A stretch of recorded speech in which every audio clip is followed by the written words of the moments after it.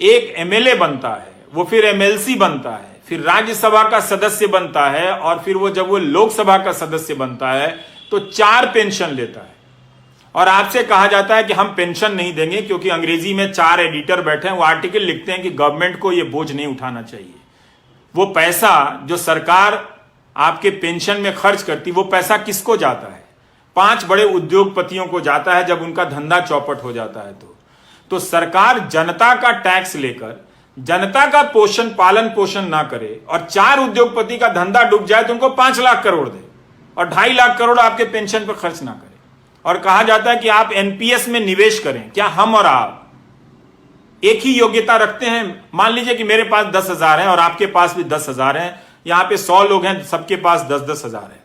क्या सभी लोग बराबर क्षमता रखते हैं शेयर बाजार में निवेश कर अपने निवेश को बढ़ाने की? उनमें वो क्षमता है, दृष्टि है? मुझ में तो नहीं है, बहुत सारे लोगों में नहीं होगी। क्या उनको छोड़ा जा सकता है?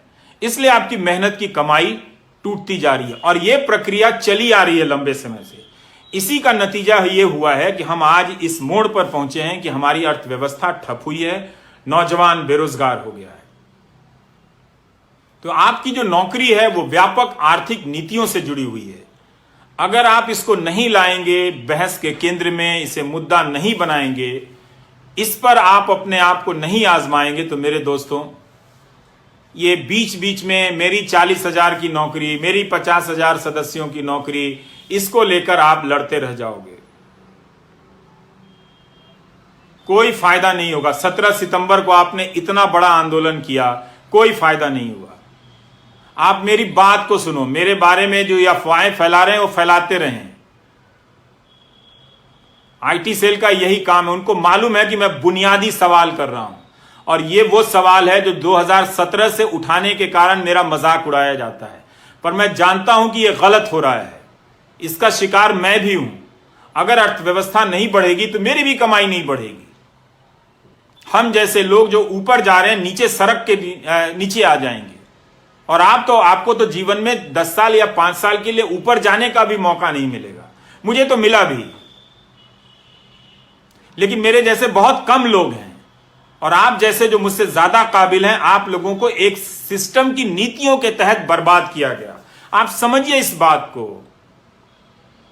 आपको जिसका भी समर्थक रहना है बनिए, लेकिन रोजगार के सवाल पर जुनून पैदा कीजिए, धर्म के सवाल पर नहीं, जाति के सवाल पर नहीं, वरना आप बेरोजगारी के दौर से गुजरते हुए बुढ़ापे में जाएंगे और तब आपके लिए वो 1,000 रुपए सामाजिक सुरक्षा के लिए होंगे, जिसे प्रधानमंत्री ऐसे बताते हैं जैसे 1 करोड़ रुपए उनकी झोली में डाल दिया हो। अपना पेंशन बता दें विधायकों का या सांसदों का, उसकी तुलना में अब आप और हम रिटायर होंगे तो 5,000 रुपया पेंशन नहीं होगा हमारा। हम कैसे जिएंगे, ये हमारा सवाल है। ऐसा नहीं है कि सरकार के पास पैसा नहीं है। अगर सरकार 10-10 लाख करोड़ रुपए बड़े उद्योगपतियों के बेलआउट पे खर्च कर सकती है, जो संख्या में सिर्फ 10 होते हैं या 100 होते हैं, तो सारे सरकारी कर्मचारियों को सरकार पेंशन दे सकती है। आपने 20 साल का यह दौर बिना पेंशन का देख लिया। कई लोगों ने जो ग्रामीण डाक सेवा में काम करते हैं, उनके किसी एक बच्चा बाहर के देश में नौकरी करता था, उसने लिखा कि यह समस्या बहुत बड़ी है, हमारे पिताजी और उनके दोस्तों का की पेंशन नहीं आ रही है, आप उठाइए। ये 2018 की बात होगी या 19 की बात होगी।